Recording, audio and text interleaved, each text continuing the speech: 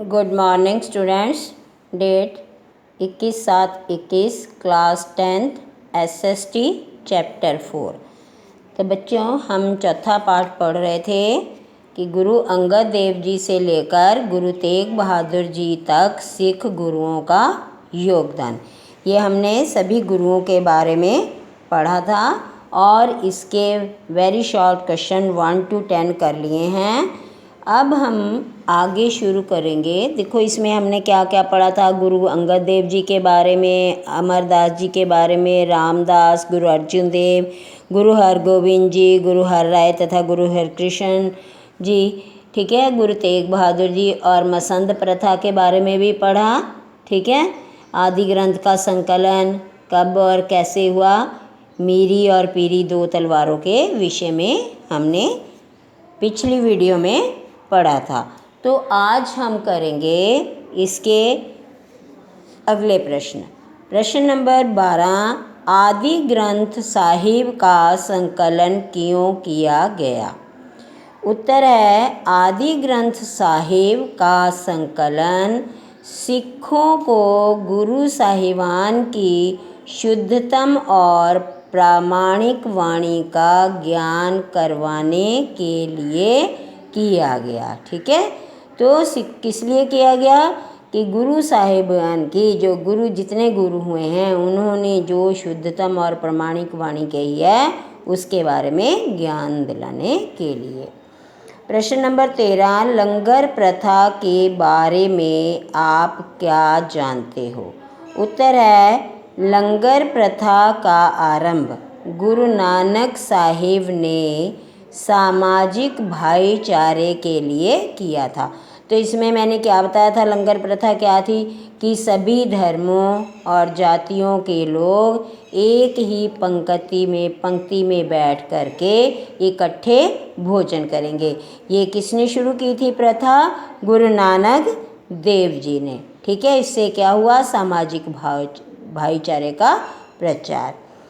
प्रश्न नंबर 14, गुरु अंगद देव जी संगत प्रथा के द्वारा सिखों को क्या उपदेश देते थे। उत्तर, गुरु अंगद देव जी संगत प्रथा के द्वारा सिखों को ऊंच नीच के भेदभाव को भूलकर प्रेम पूर्वक रहने की शिक्षा देते थे। मतलब कोई ऊंच नीच का भेदभाव नहीं रखना और सभी ने प्रेम भाव से मिलकर के रहना है। तो इस गुरु अंगद देव जी ने संगत प्रथा में ये उपदेश दिया था। प्रश्न नंबर 15, गुरु अंगद देव जी की पंगत प्रथा के बारे में जानकारी दो। उत्तर है गुरु अंगद देव जी ने गुरु नानक देव जी के द्वारा चलाई गई पंगत प्रथा को आगे बढ़ाया, जिसका खर्च सिखों की कार सेवा से चलता था। प्रश्न नंबर 16, गुरु अंगद देव जी द्वारा स्थापित अखाड़े के बारे में लिखिए। उत्तर, गुरु अंगद देव जी ने सिखों को शारीरिक रूप से स्वस्थ रखने के लिए खडूर साहिब के स्थान पर एक अखाड़ा बनवाया, ठीक है। तो सिखों को शारीरिक रूप से स्वस्थ रखने के लिए उन्होंने एक अखाड़ा बनवाया जहाँ पर वो रोज़ व्यायाम किया करते थे। प्रश्न नंबर 17, गोइंदवाल के बारे में आप क्या जानते हो। उत्तर है गोइंदवाल नामक नगर की स्थापना गुरु अंगद देव जी ने की, जो सिखों का एक प्रसिद्ध धार्मिक केंद्र बन गया। तो इसकी स्थापना किसने की थी, गुरु अंगद देव जी ने। ये क्या बना, सिखों का प्रसिद्ध धार्मिक केंद्र। प्रश्न नंबर 18, गुरु अमरदास जी के जाति पाति के बारे में विचार बताओ। उत्तर है गुरु अमरदास जी जातीय भेदभाव तथा छुआछूत के विरोधी थे, उन्होंने विरोध किया इनका। प्रश्न नंबर 19, सती प्रथा के बारे में गुरु अमरदास जी के क्या विचार थे।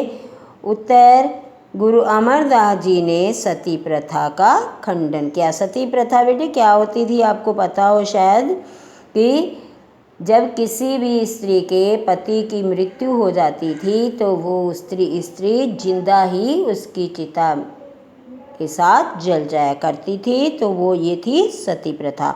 तो गुरु अमरदास जी ने इस प्रथा का खंडन किया था।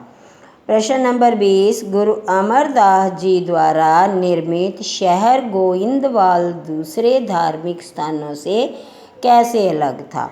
उत्तर है गोइंदवाल सिखों के सामूहिक परिश्रम से बना था।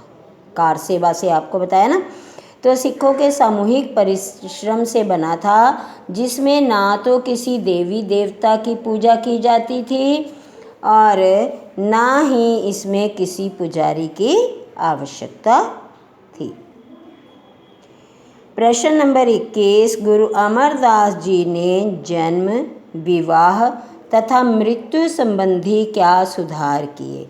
उत्तर है गुरु अमरदास जी ने जन्म तथा विवाह के अवसर पर आनंद वाणी का पाठ करने की प्रथा चलाई और सिखों को आदेश दिया कि वे मृत्यु के समय ईश्वर की स्तुति तथा भक्ति के शब्दों का गायन करें। तो विवाह, जन्म और विवाह के लिए आनंद वाणी पाठ, ठीक है, और मृत्यु के समय ईश्वर की स्तुति और भक्ति के शब्दों का गायन करने को कहा।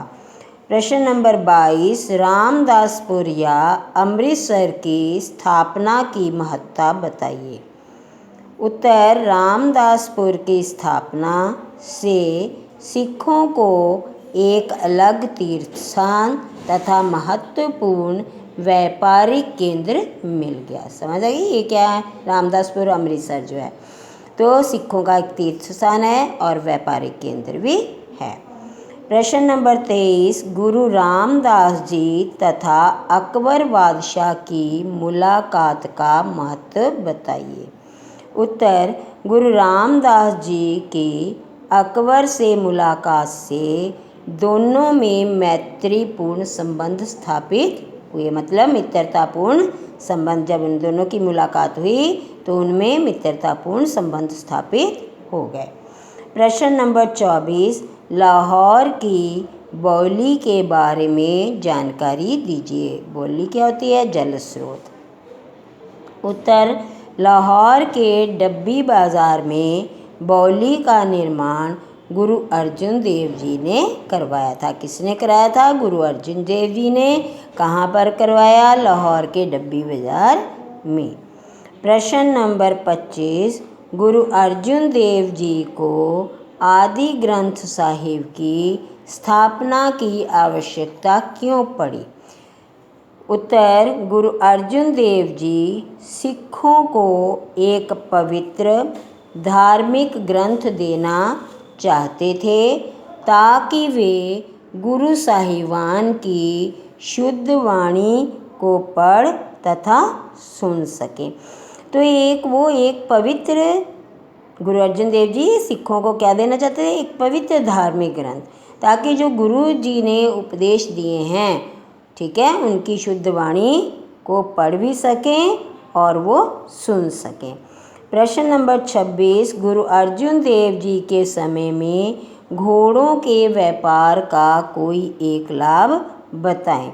उत्तर, क्या हुआ? इस व्यापार से सिख धनी बने और गुरु साहिब के खजाने में भी धन की वृद्धि हुई। इससे जाति प्रथा को चोट भी पहुंची थी। प्रश्न नंबर 27, गुरु अर्जुन देव जी के समाज सुधार के कोई दो काम। इन्होंने कौन से समाज सुधार के? एक तो विधवा विवाह के पक्ष में प्रचार किया और सिखों को शराब तथा अन्य नशीली वस्तुओं का सेवन करने से मना किया था। ठीक है। प्रश्न नंबर 28, गुरु अर्जुन देव जी तथा अकबर के संबंधों का वर्णन करो। तो पहले भी बेटे इस प्रकार का क्वेश्चन आया था। गुरु अर्जुन देव जी के सम्राट अकबर के साथ मैत्रीपूर्ण संबंध। मैत्रीपूर्ण मतलब होता है मित्रतापूर्ण।